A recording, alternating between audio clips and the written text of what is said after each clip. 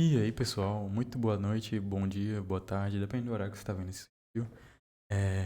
Tô aqui no canal com a série nova, que vai ser de Angular moderno.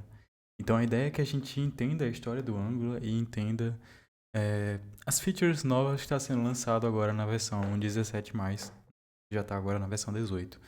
Então nessa primeira aula a gente vai saber um pouquinho da história do Angular, vai entender o que é o Angular, que framework é esse, e também vamos iniciar a nossa primeira aplicação Angular. A ideia é que, ao final dessa playlist, a gente tem uma aplicação Angular completa de um cardápio, né, um cardápio para um restaurante, e esse cardápio vai ser feito totalmente, né, com os recursos novos do Angular moderno, beleza? Então a gente vai utilizar XJS, Signals e tudo mais que o Angular oferece pra gente, tá?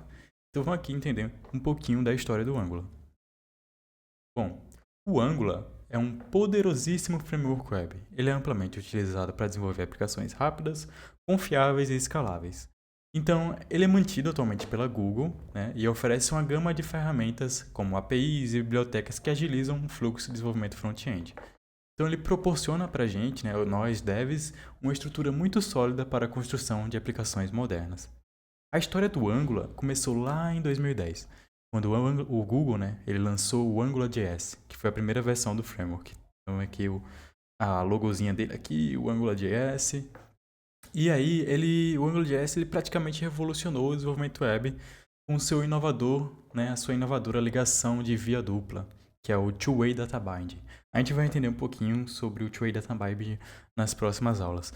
Mas basicamente ele permitiu aos desenvolvedores sincronizar automaticamente a model com a interface de usuário, tá? Então, com essa abordagem, o AngularJS tornou-se muito rapidamente popular entre os devs, que buscavam uma maneira mais eficiente de criar aplicações web dinâmicas. Tá? No entanto, né, conforme a necessidade de desenvolvimentos webs foram evoluindo, a equipe do Angular percebeu que o AngularJS precisava de uma refatoração. Então, para atender às demandas, né, crescentes de performance, modularidade e escalabilidade, em 2016 foi lançado o Angular 2, ele marcando o início da nova era do framework. Então ele muda, ele tira esse prefixo JS e agora passa a se chamar somente Angular ou então Angular 2, como é muito conhecido também. Tá? Então a partir dessa versão, o framework passou a ser conhecido como Angular, né, abandonando o sufixo JS, introduzindo uma arquitetura completamente baseada em componentes e TypeScript. Né? Vale ressaltar, né, se não ficou claro aqui, mas o AngularJS ele era com JavaScript, tá? E agora o Angular ele tem total suporte, já é por padrão Java TypeScript, que é uma linguagem de programação, né, que aprimora o TypeScript com recursos de tipagem estática e classes.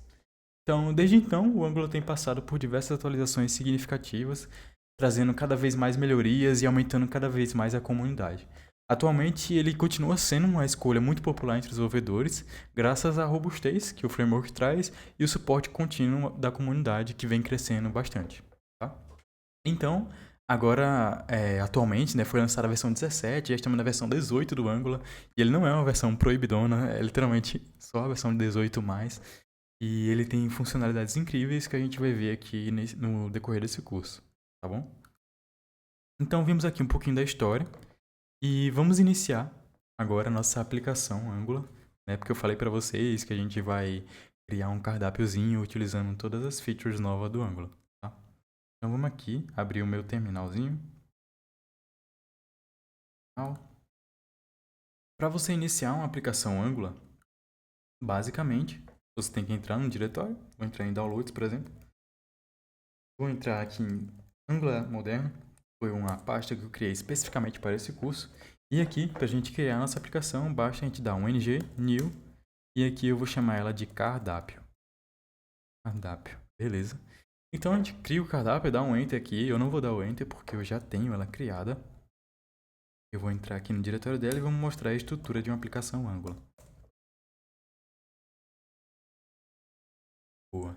Então, o Angular, né, quando a gente cria um projeto Angular cru, ele vai vir aqui nessa estruturazinha, uma pasta .angular, .vs Code, né, no caso a ideia que eu estou utilizando, a Node Modules com algumas bibliotecas padrões que já vêm instaladas com o framework, uma pasta Public, que tem basicamente aquele 5-icon, uma pasta Source, que a gente vai entrar daqui a pouco, AngularJSON com algumas configurações do nosso projeto, ActLockJSON com as nossas dependências aqui, packed.json com os nossos scripts, as dependências e as dependências de desenvolvimento. E aqui todas as outras configurações do TypeScript, beleza?